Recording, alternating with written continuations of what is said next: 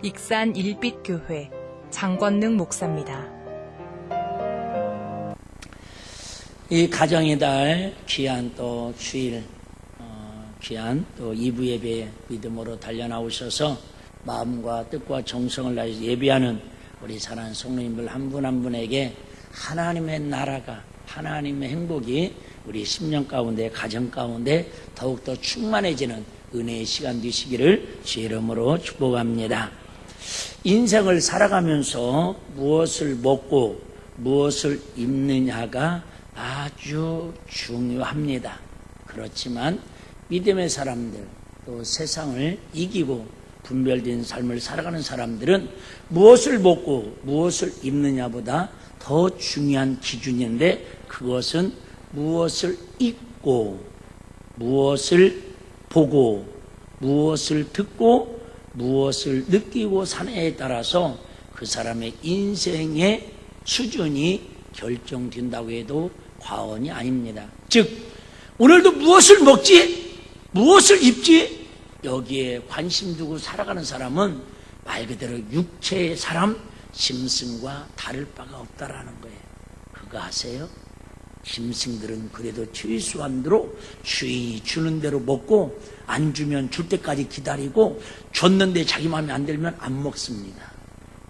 그런데 사람들은 얼마나 먹는 거 가지고 까탈스럽고 얼마나 입는 거 가지고 까탈스러운지 몰라요.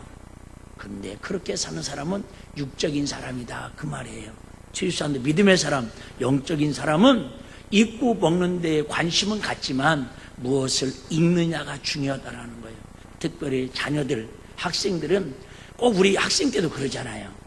그렇게 선생님이 읽으라고 하는 교과서, 유인전은 읽기 싫고 꼭 무협지, 만화책은 그렇게 읽고 싶어요. 신기해요.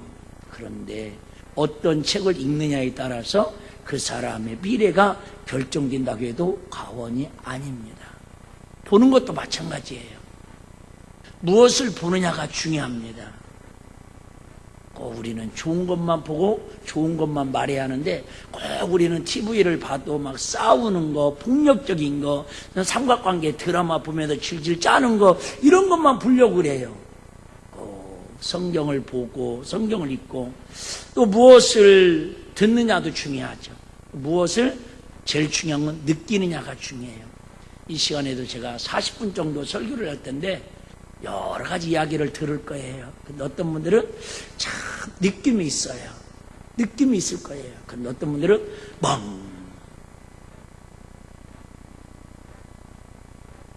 그냥 아무 느낌도 없이 앉아있다가 오늘 밥이 뭐랴? 제가 듣기로는 아마 오늘 기가 막히고 코가 막히도록 맛있는 하여튼 음식을 준비해놨다고 그럽니다. 여러분, 오늘도 설교를 들으면서 듣는 것도 중요하지만 오늘도 무엇을 느끼느냐가 여러분의 영혼을 결정되는 은혜의 판가름이 될 줄로 믿으시기를 바랍니다. 특별히 어린 시절에 이런 경험을 한 사람은 인생에 결정적인 영향을 끼친다고 합니다. 제일로 세상에서 안타까운 사람이 누구냐면, 요즘 계속 TV에 뉴스에 나오죠. 조현병이라고. 들어는 봤나, 조현병. 어제도 또 뉴스에 또 나오잖아요. 그 사람들의 공통적인 특징이 있는데, 한마디로 하는 미친 사람들. 공통적인 특징이 있는데 뭐냐면, 뭔가 큰 충격을 받은 사람들이에요. 안 좋은 충격을 받아서 기억이, 쓴뿌리가 그 마음에 해소되지 않은 사람들이, 그게 어떤 분노로 표출되는 현상들을 조현병이라고 이야기를 합니다. 바꿔 얘기합니다. 하나님 앞에 붙들려서 세상적으로 영향력을 끼치는 훌륭한 인물들을 공통적으로 찾아보니까 나름대로 선한 영향력, 즉 충격을 받은 사람들이라는 거죠. 나쁜 영향에 충격을 받은 사람들은 세상 말로 정신병자가 되는 것이고, 좋은 선한 영향력을, 충격을 받은 사람은 하나님 앞에 붙들려서 쓰임받는 사람이 되더라는 거죠. 어렸을 때에 어떤 영향력을 받고 어떤 추격을 받았느냐에 따라서 그 사람의 인생이 결정된다 그 말입니다. 기독교 역사 가운데 이런 인물들이 많이 있습니다. 초대교회 서문학교의 감독이며 순교자인 폴리캅이라고 하는 아주 유명한 분이 계십니다. 폴리스가 아니라 폴리캅, 몰라도 괜찮아요. 이 사람은 교회에서 9살 때, 초등학교 2학년 때 목사님의 설교를 듣고 충격을 받고 중생의 경험을 하게 됩니다. 신구약 성경 주석을 쓴 멘투 헬리라는 분은 아주 기독교의 독보적인 존재인데요. 11살 때 주님을 영접하고 중생의 경험을 하는 주인공이 됩니다. 설교의 황제라고 불려지는 분이 있습니다. 물론 여러분은 당연히 장건동 목사님이라고 생각하겠지만 절대 그러지 않습니다. 저는 설교의 쫄자입니다. 쫄자. 근데 기독교 역사에 설교의 황제라고 불려지는 그런 유명한 목사님이 계시는데 바로 스펄전 목사님이십니다. 이분은 12살 때 회개하고 주님을 영접하는 은혜를 경험하게 됩니다. 어릴 때에 영적 체험이 엄청난 파장을 일으킵니다. 일반적인 얘기를 하니까 여러분들이 오해 없으시기를 바랍니다. 5월 첫째 주는 어린이 주일로 교회들이 지키고 5월 둘째 주는 어버이 주일로 지키고 오늘 5월 셋째 주는 무슨 주일로 혹시 지키는 줄 아시나요? 부부의 주일로 지키고 있습니다. 제가 그래서 가능하면 해마다 절기에 맞게 설교를 하려고는 하는데 어린이날 괜찮아요. 어버이날 괜찮아요. 근데 이 부부주의를 설교를 하고 나니까 성도들이 은혜 받는 분도 있지만은 별로 기분이 안 좋은 분들이 몇 분이 있더라고요. 그래서 기분이 안 좋아도 그런가 보다 하고 이렇게 넘어가면 되는데 조금 거시기한 분들은 꼭 목사님한테 그 껄쩍지근한 얘기를 하는 분들이 계셔요. 몇 년 전에 한 번은 목사님한테 조심스럽게 이런 얘기하는 거예요. 목사님, 꼭 교회에서까지 부부에 대한 얘기를 그렇게 강단에 적나라하게 해야겠어요? 혼자 사는 사람도 있는데요. 이혼한 사람도 있는데요. 그 얘기를 듣다 보니까 듣기는 거북한데 말은 일부분이 맞잖아요. 그래서 가능하면 부부에 대한 가정에 대한 설교를 하되 부부에 대한 설교를 안 하려고 노력을 하는 목사님의 세심한 배려를 알아주는지 못 알아주는지 제가 모르겠네요. 그럼에도 불구하고 일반적인 얘기를 하니까 목사님이 최소한도 그런 것까지 배려를 하면서 설교를 하려는 조심하는 부분을 여러분들이 헤아리셔서 오늘 목사님 설교에 오해가 없으시고 은혜가만 있기를 주의 이름으로 부탁을 드립니다. 세계의 CEO들, 가장 대기업의 CEO들을 50명을 대상으로 조사를 해봤더니 그 특징 중에 첫 번째가 뭐냐면 50명 중에 47명, 3명만 빼놓고 47명은 조강지처하고 지금도 살고 있더라는 거예요. 아우, 목사님, 나는 조강지처하고 30년 사는데 지금도 가난한데요. 일반적인 얘기를 한다고 그랬잖아요. 그대는 아직 50대 재벌에 들어가지 않았잖아요. 세상 사람들이 부러워하는 세계 50대 기업의 CEO들이 공통적인 중에 하나가 뭐였냐면 47명이 조강지처하고 지금도 그대로 살고 있다라는 거예요. 돈 많고 출세한 사람들입니다. 우리 시대에 이혼율이 얼마나 높습니까? 그런데 이들은 하나같이 좋은 가정을 소유하고 있는 사람들이 확률이 높아지더라는 거죠. 아내를 바꾸는 일 없이 가정을 지키고 있다라는 거죠. 그 3명 중에 트럼프가 들어가는 것 같아요. 그런데 이들은 정말 중요한 공통점이 있는데 이들은 어릴 적 기억이 좋은 가정을 통한 좋은 기억들을 갖고 살아간다라는 거예요.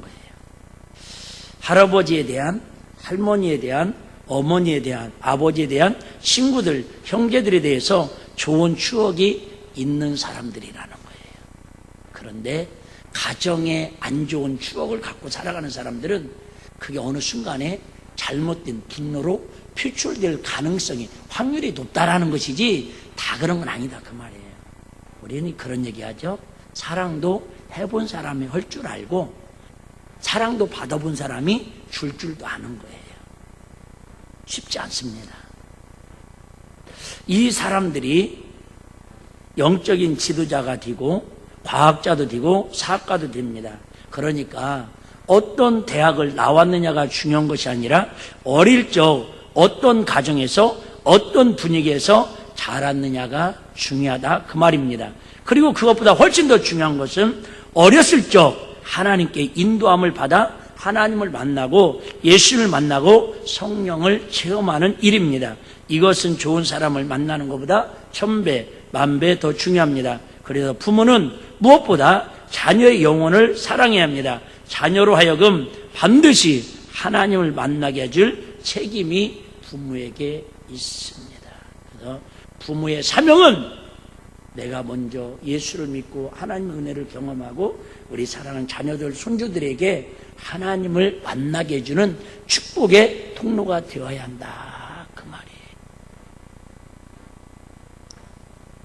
오늘 본문은 잘하는 내용이고 5월 첫째 주 저녁 예배에도 말씀드렸기 때문에 본문 해석은 깊이 하지 않으려고 합니다.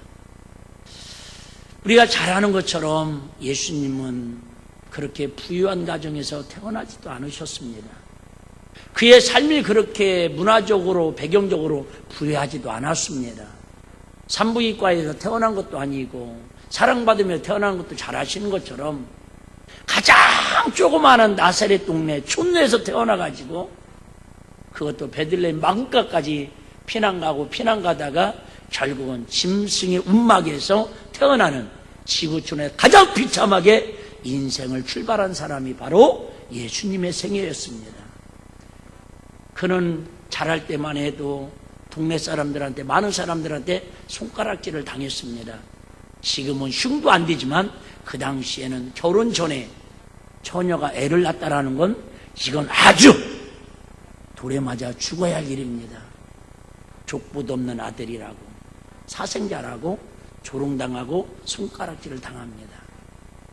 아버지는, 요셉이라는 아버지는 처음에 결혼 전에만 나오지 그 이후에 별 행적도 없습니다. 직업도 그 당시에 가장 천하다고 할 수 있는 목수였습니다. 나이 30에 결혼도 하지 아니하고 요단강에서 세례를 받으시고 하나님의 나라를 복음을 전파합니다. 그런데 많은 사람들에게 영향력을 끼치기 시작합니다. 어느 날 어느 도시 어느 곳에 와서 복음을 전하는데 예수님이 오신다는 소문을 듣고 엄마들이 치맛바람을 일으킵니다. 자기 아이들을 손에 손을 잡고 예수님 앞으로 데리고 나와서 바라는 건 딱 하나입니다. 봐라, 저 예수님이라는 사람을 봐라. 나이가 많은 것도 아니고 가문이 좋은 것도 아니고 인물이 훤칠한 것도 아니고 근다고 CEO 기업가도 아닌데 많은 사람들에게 선한 영향력을 끼친다. 그래서 그분한테 축복기도 한번 받기를, 오늘 성경에 뭐라고 했냐면 그분이 만져주심을 바라고. 한번 따라해 보실까요? 만져주심을 바라고. 그래요. 이걸 갖다가 가정에서는 뭐라고 그러죠? 스킨십이라고 그러죠. 스킨십. 만져주심을 바라고. 예수님한테 바라는 건 큰 거 아니에요. 우리 사랑하는 자녀들을 예수님이 뭐 해줬으면 좋겠다라는 거예요? 만져줬으면 좋겠다라는 거예요. 제가 오늘 30분, 40분 설교하는데 여러분에게 바라는 마음은 딱 하나예요. 오늘 말씀을 통해서 힘들고 지치고 피곤하고 상한 마음들을 주님이, 성령님께서 여러분의 마음을 만져주셨으면 좋겠어요. 할렐루야. 성령님이 여러분 마음을 만져주시면 그게 치유의 행복이고 치유의 기쁨이 될 줄로 믿습니다. 근데 주님은 눈 감은 사람에게 만져주지 않아요. 바른 생각, 마음에 공부하게 가 있는 사람은 만져주기가 쉽지 않아요. 만져주기 전에 몽둥이 찜질을 해가지고 깨워놓고 만질 수는 있을 거예요. 여러분. 지금 이 엄마들이 예수님 앞에 찾아와서 바라는 건 우리 아들 출세시켜 주세요. 우리 아들 훌륭한 사람 되게 해주세요. 우리 아들 돈 벌어서 명예 권력을 갖는 사람 되게 해주세요. 그러지 않아요. 제가 얼마 전에 좀 전에 인터넷 검색을 했는데 지난주에 우리 아들이 아빠 나 대학교 축제에 좀 갔다 올게요. 아니 곱비리가 무슨 대학생들 축제를 가냐. 네가 대학교 가서 니네 학교 축제할 때 가. 그랬더니 아빠 대학교에 연예인이 오는데 가수가 온다네요. 그래가지고 자기 기숙사 있는 애들이랑 자기 친구들이랑 다 몇 시에 오냐고 했더니 10시에 공연을 하는데 밤. 미치지 않았어요. 무슨 대학교 축제를 10시에 유명한 가수가 와가지고 공연을 한다고 갔다가 12시에 왔어요. 공부를 그렇게 열심히 하면 참 우리가 해달라는 거 다 해줄 텐데. 근데 인터넷 검색을 했는데 지금 그 대학의 수준을 뭘로 평가하냐면 축제 때 어떤 가수가 와서 공연을 하느냐에 따라서 그 학교의 레벨이 결정된다네요. 조심스러운 얘기인데 시대의 흐름이 그렇다는 걸 좀 알려드리는 거예요. 그래서 요즘 가장 핫한 축제의 학교가 어느 학교냐면 홍대랍니다. 홍대. 모르죠. 어차피 우리는 빨간 홍시나 좋아할까? 어젠가 그제 축제를 했는데 누가 왔냐면 싸이하고 잔나비 하여튼 여러 사람이 왔는데 대학생들 축제에 몇 명이 모였냐면 팬들하고 주변 사람들이 8,000명이 모였답니다. 와, 거기에서 설교 2시간만 했으면 소원이 었는데 3시부터 밤 11시까지 축제를 했답니다. 그것도 저는 놀라운 사실인데 싸이를 한번 초청해가지고 노래 한번 부르고 가는데 출연료가 얼마냐면 3,500만 원이랍니다.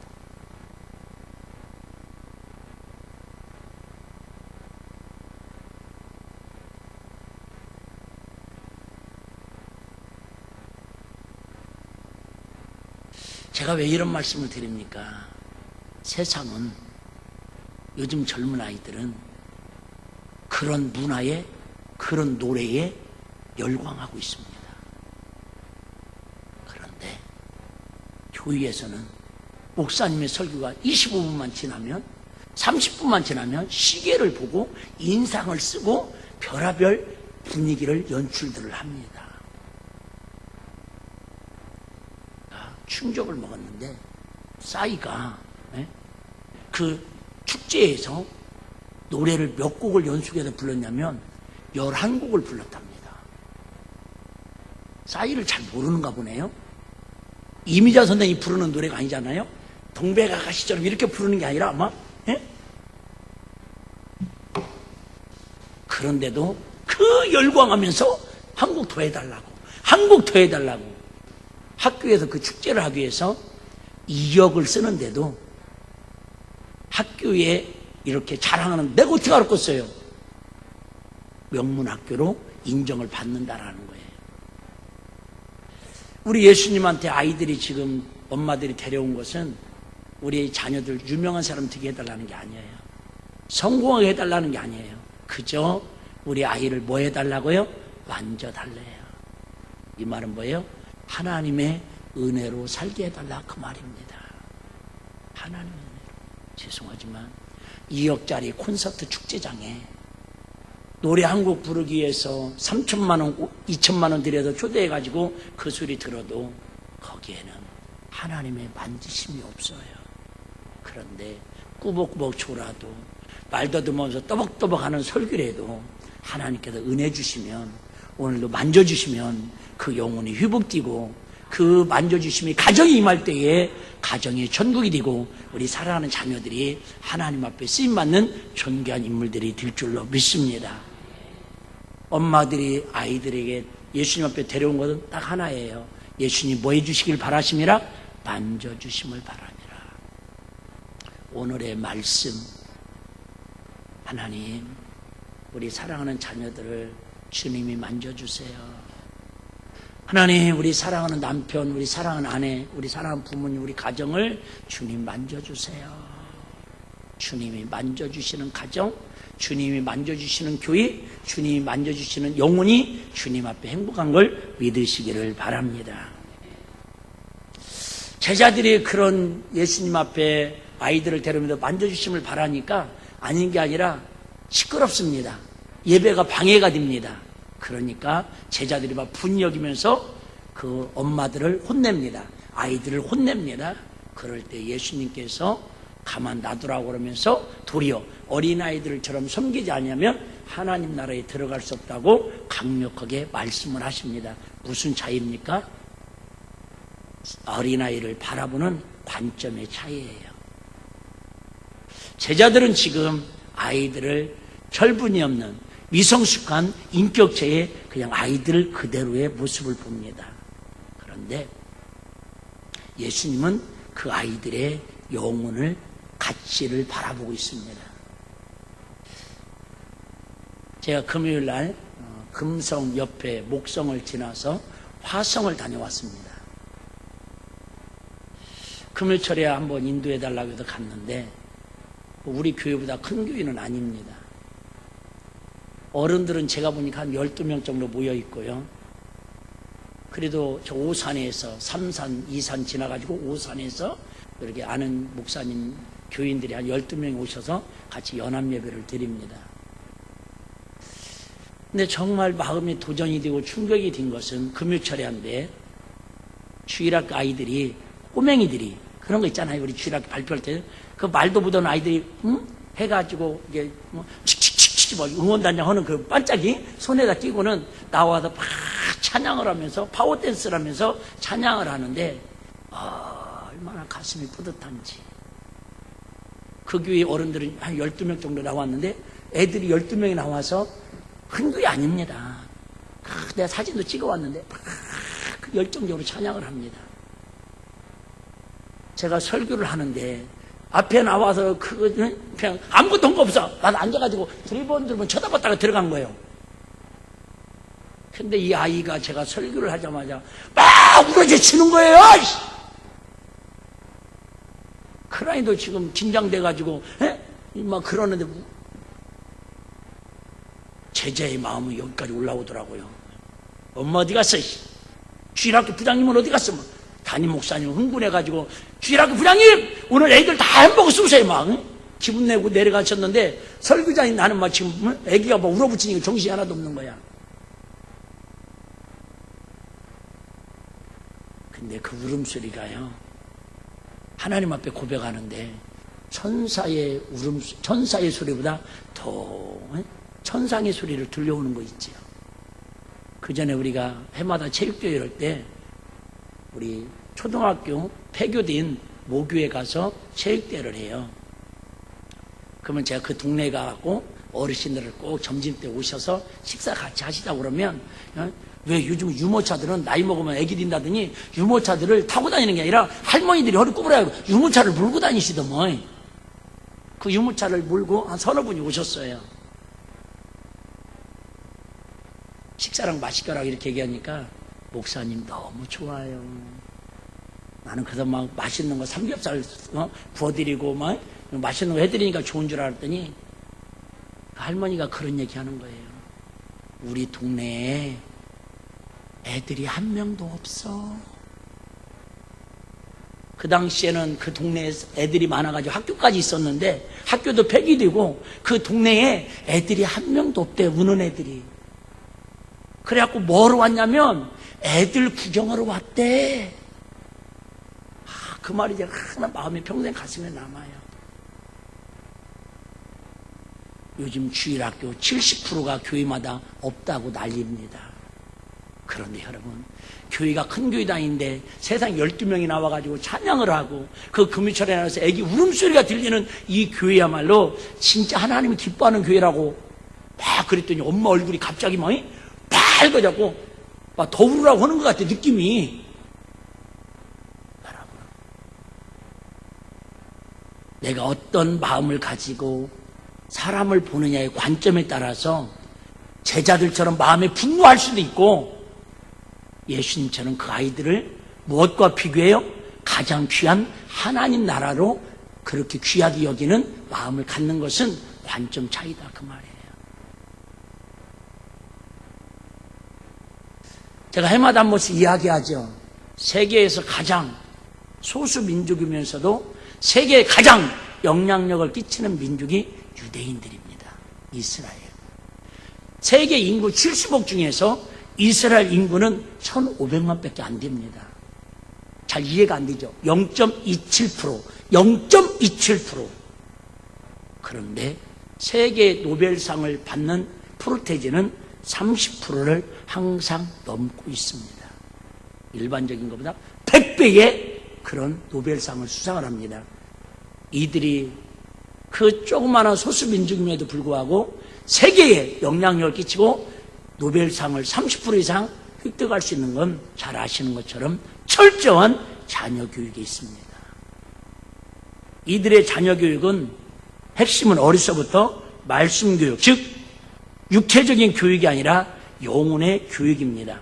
경건한 유대인들은 반드시 휴당, 그들은 유대인 휴당이라고 합니다. 교회를 휴당 옆에 살게 합니다. 걸어서 휴당에 갈 수 있는 거리에 삽니다. 모든 것보다 휴당에 가는 일이 최우선입니다. 공기 좋고 교통 좋고 집값 비싼 그런 곳을 선호하지 않습니다. 우리는 말하는 파라군, 강남 관심 없습니다.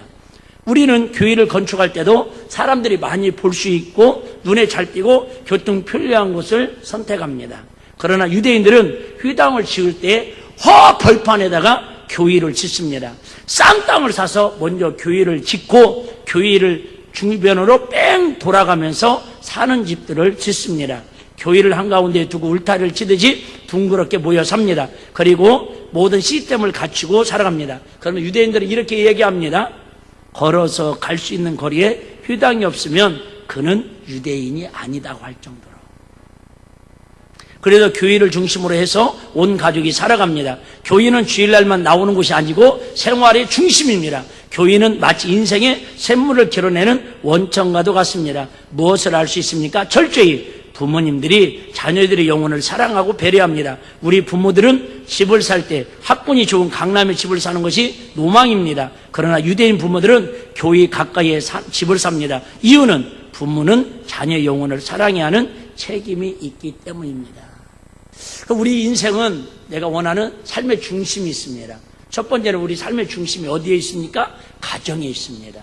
대부분의 시간을 가정에서 보냅니다. 그래서 두 번째는 어디를 중심으로 우리가 살아가고 있습니까?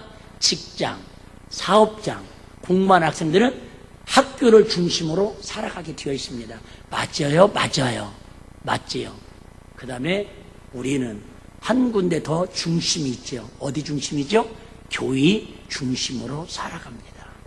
그게 우리는 세 가지의 중심으로 살아가고 있어요. 한번 따라해 볼까요? 가정 중심, 현장 중심, 그 다음에 어디요? 교회 중심.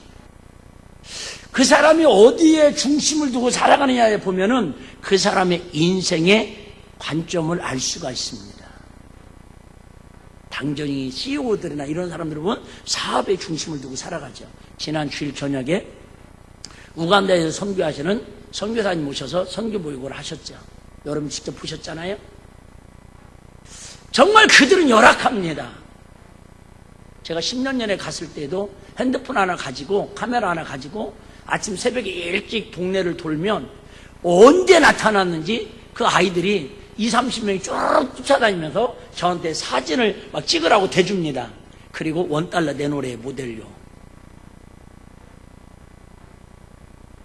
좀 심한 애들은 팬티도 안 입고 다니고 신발 신는 건 사치고요.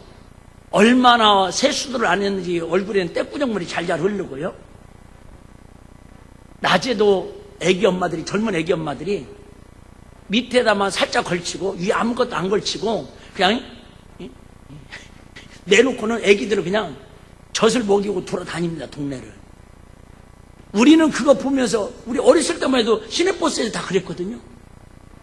지금은 언제부터 우리가 막 그랬다가는 난리 나죠. 근데 그들은 당당한데 저는 눈을 어디다 둬야 할지 모르고 민망해합니다.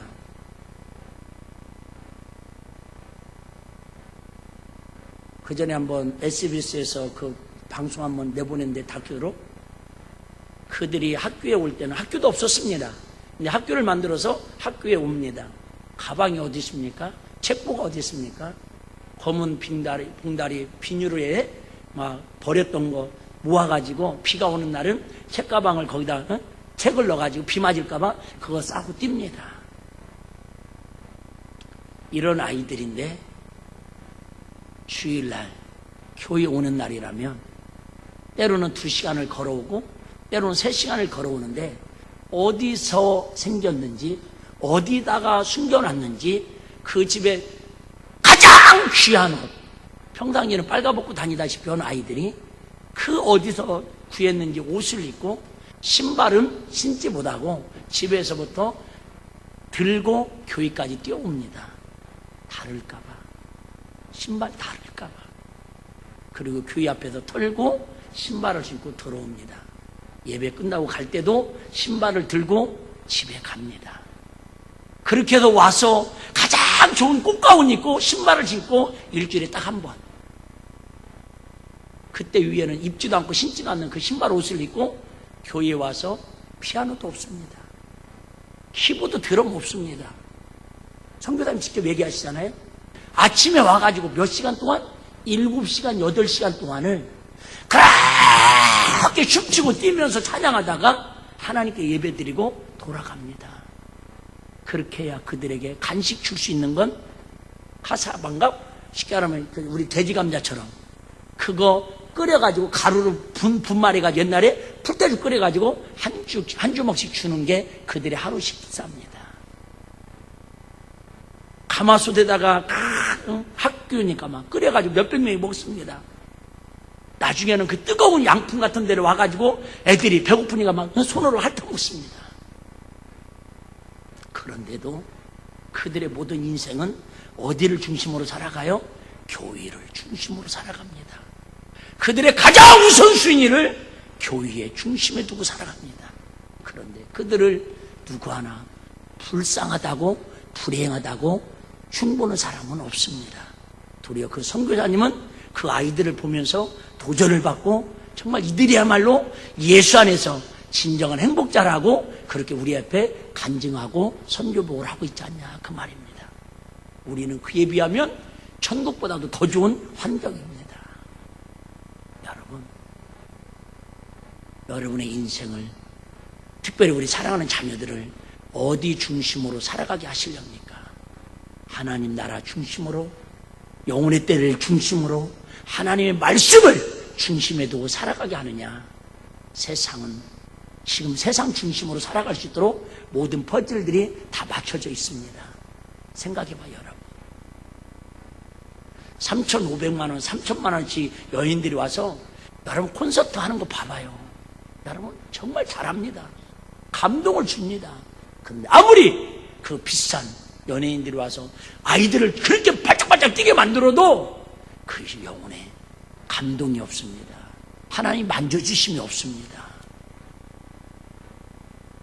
사랑하는 성도 여러분, 우리는 세계 CEO처럼 내가 일부 때도 그랬어요. 난 우리 학생들에게도 난 세계 50대 기업에 들어가는 그런 CEO들 되라고 저는 기도하지 않습니다. 기도한다고 해도 될 것도 같지 않습니다.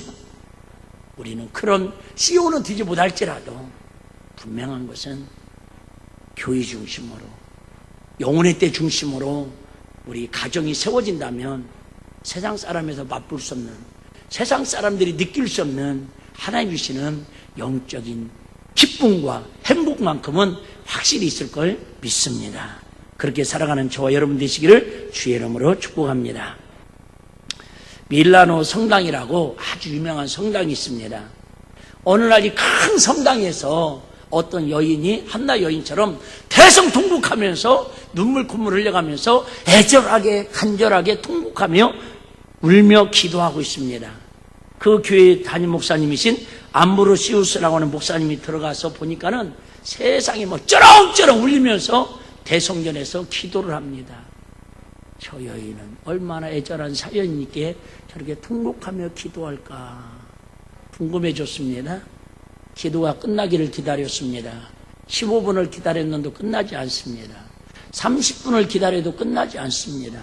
도대체 뭔 얘기하는 거예요? 목사님 설교 끝나지 시간 됐구만. 그런 표정들이신데 얼마를 기다렸더니 이 여인이 기도가 끝났습니다. 이 담임 목사님이 여인에게 찾아가서 묻습니다. 성도님, 얼마나 힘든 일이 있고 아픈 일이 있고 기도 제목이 크길래 이렇게 대낮에 와서 대성통곡하면서 애절하게 간절하게 눈물로 호소하며 기도합니까? 그랬더니 이 여인이 이렇게 얘기하더랍니다. 목사님, 제 아들이 이단에 빠졌습니다. 제 아들이 이단에 빠졌습니다. 그래서 기도하는 겁니다. 그랬더니 이 암브로스 목사님이 한 말이, 암브로스 목사님은 기억 안 나도 이 말은 기억날 거예요. 이렇게 이야기했다고 합니다. 아무 걱정하지 마십시오. 기도하는 어머니가 있는 자식은 절대로 망하지 않습니다. 한번 따라해 볼까요? 기도하는 또 조용필 생각하지 말고 기도하는 막 이러지 마시고, 기도하는 어머니가 있는 자녀는 절대 뭐 하지 않는다고요? 망하지 않습니다. 아무리 나라가 어렵고 경제가 어렵고 주일학교가 다 문 닫아 갈지라도 교회에 눈물로 기도하는 교회는 절대 무너지지 않습니다. 아무리 김정은이가 미사일을 시험을 하고 핵당하고 장난을 쳐도 이 나라에 눈물로 기도하는 성도들이 있는 한 이 나라는 하나님이 만져주시고 지켜줄 걸 믿으시기를 바랍니다. 군사로 무기로 지키는 게 아니라 눈물로 자녀들을 지키고 눈물로 가정을 지키고 눈물로, 여러분 그래요. 그 아들이 누군 줄 아십니까? 결국은 그 아들이 돌아와서 그 후에 교회사 위대한 한 역을 걷는 인물이 됩니다. 참의력과 하나님의 도성을 쓴 성 어거스틴이라는 아주 기독교 역사에 유명한 사람입니다. 원래는 어거스틴인데 얼마나 거룩한 삶을 살았는지 거룩한 사람이라고 해서 성 어거스틴하고 이름이 지어진 거예요. 누가요? 어머니의 애절한 눈물의 기도가 그 자녀를 하나님의 나라를 세우는 위대한 인물로 만들어가더라, 그 말이에요. 저 같은 사람은 상심이 되겠죠. 그래도 내가 이렇게 인생이 안 풀리는구나. 어머니가 기도 안 해줘도. 여러분, 육신의 어머니는 기도해 주는 사람이 혹시 우리는 혜택을 못 받을지라도 걱정하지 마세요. 로마서 8장에 보니까 성령님께서 저와 여러분을 위해서 지금도 탄식하시면서 우리를 위해서 기도해 주고 계신데, 할렐루야. 이제는 저와 여러분들이 누군가를 위해서 기도의 선물을 주면서 살아가는 은혜가 있기를 주의 이름으로 축복합니다. 하나만 더 예화를 말씀드리고 마치겠습니다. 라이언 화이트라는 미국의 한 소년이 있었습니다. 13살 때 혈우병, 백혈병이 걸려서 수술을 받게 됩니다. 13살 나이에 혈우병 수술을 받습니다. 근데 수술 중 수혈이 잘못되어가지고 후천성 면역 결핍증, 뭐지요? 에이즈. 좋은 피를 수혈을 해서 수술을 해야 하는데, 그렇게 한 줄 알았는데, 에이즈가 걸린지도 모르고, 그죠? 혈액을 이렇게 기증한 분이 그 수혈을 받아가지고, 그냥 에이즈에 걸리고 맙니다. 우리 사고로 인해 이 아이는 속수무책으로 죽음을 기다려야만 했습니다. 근데 이 아이는 자신이 죽는다는 것을 알고 있으면서도 아무도 원망하지 않습니다. 항상 밝은 웃음을 보였고 모두에게 친절했습니다.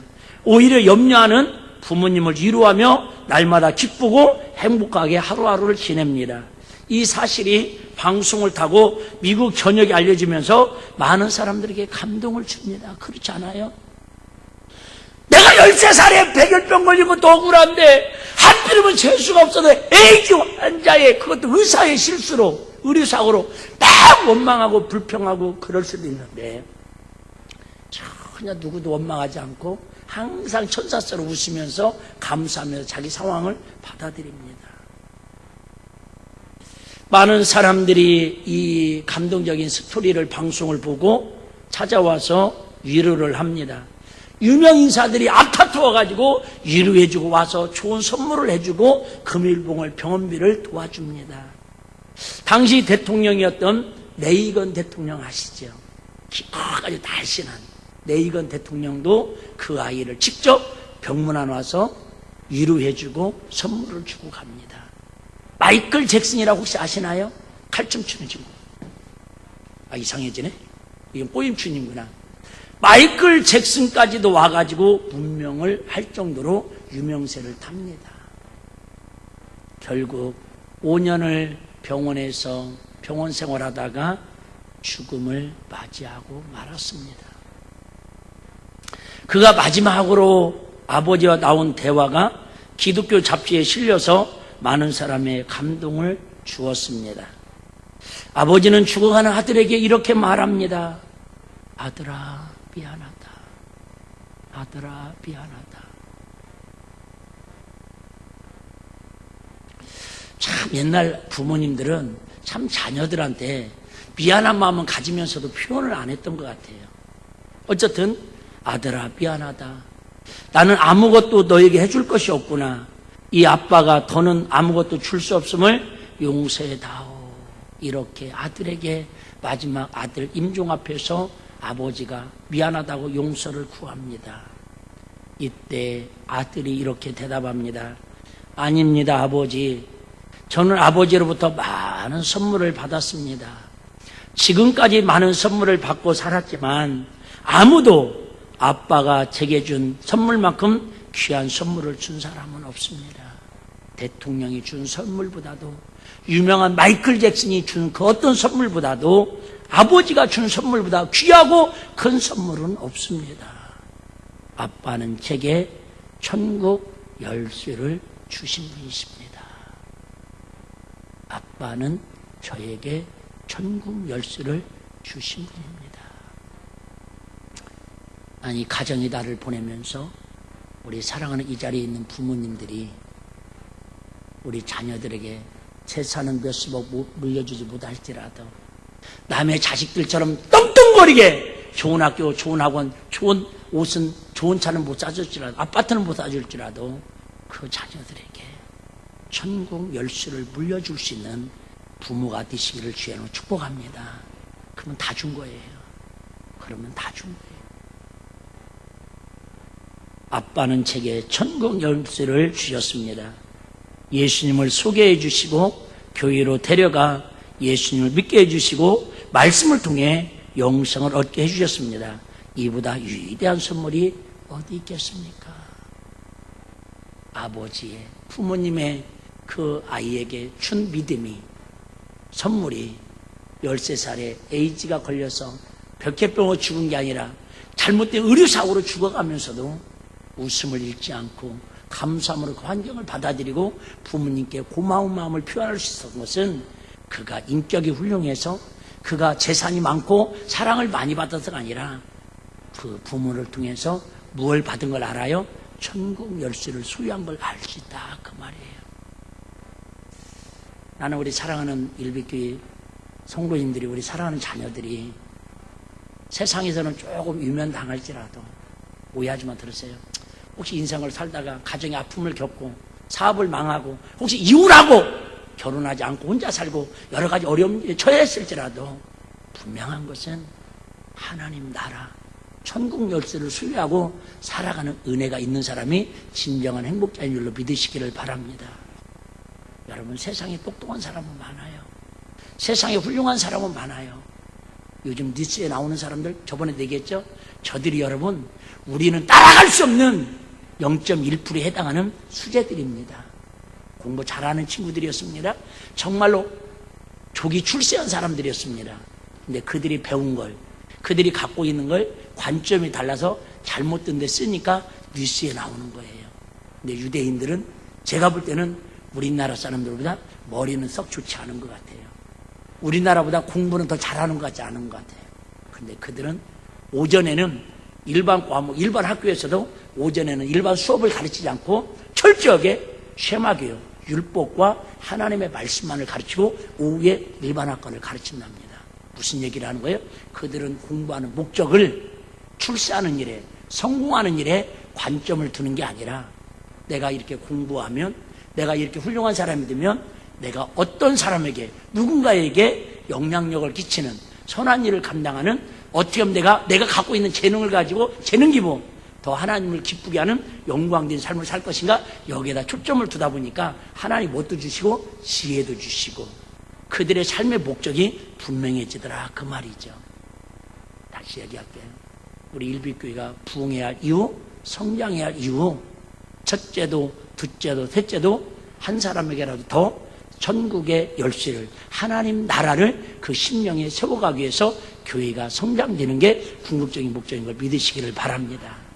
사람 많이 모았다고 자랑하려는 게 아니라, 우리 교회 이렇게 많이 모인다고 유세 떨자는 게 아니라, 사람이 한 명 늘어날 때마다 그에게 뭐가 임하는 거예요? 하나님 나라가 임하는 거예요. 하나님 나라. 다시 얘기합니다. 하나님 나라 없는 심령, 하나님 나라 없는 가정, 하나님 나라 없는 자녀, 하나님 나라 없는 가정, 여러분 그거 아무 의미 없습니다. 조금 아플지라도. 오늘 장로님이 막 저의 건강을 위해서 기도하는데 깜짝 놀랐어요. 저만큼 건강한 사람들 흔치 않잖아요? 몰라서 그래요. 안 아픈 데 없이 다 아파요.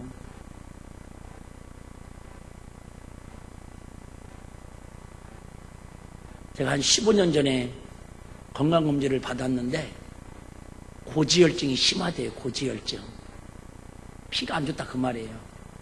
다 있잖아요, 그 정도는. 근데 왜 제가 그걸 심각하게 받아들였냐면, 우리 어머님이 혈압으로 떨어져가지고 그냥 하루에 떨어져갖고 오전에 떨어져갖고 오후에 가셨잖아요. 위험만으로 못 하시고. 이러다가 갈 수 있는데, 믿음도 믿음이지만 그래서 죽기 살기로 운동을 했어요. 1년 동안 살 빼고 1년 동안 순댓국밥 안 먹고 했더니요, 1년 만에 정상으로 딱 돌아왔어요. 약 안 먹고도. 그래서 4월 달에 검진을 받았는데 당뇨에, 고지혈증에, 심장 이상에, 원장님이 약을 한 보따리를 쳐주는 거예요. 내가 그랬죠. 원장님, 그때도 내가 죽기 살기로 운동을 해가지고 정상을 만들었으니까 앞으로 운동할게요. 그랬더니, 목사님, 죽기 살기로 그때부터 지금까지 유지를 하셨어야 하는데 유지 안 했으니까 도발된다라는 거예요.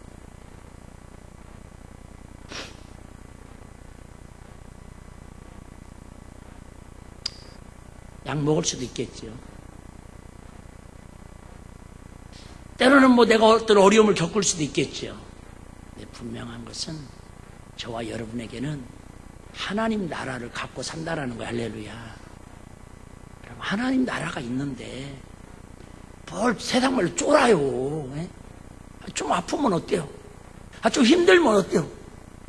좀 돈이 없어도 좀 해? 그러면 어떡하실 것?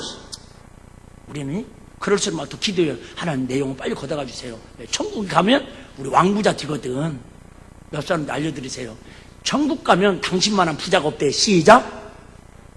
진짜 여러분, 천국 가면 여러분만한 건강한 사람이 없다니까. 할렐루야. 육체가 있는 동안에 돈 때문에 쪼들려 보는 것이고, 육체가 있는 동안에 마음도 상해볼 수 있는 것이고, 육체가 있는 동안에 시험도 들 수 있는 거예요. 같이 그 시험 드는 것도 기뻐하고 즐거워하면서 어쨌든 하나님 나라의 기쁨을 빼앗기지 않고 살아가는 저 여러분 다 되시기를 주의 이름으로 축복합니다.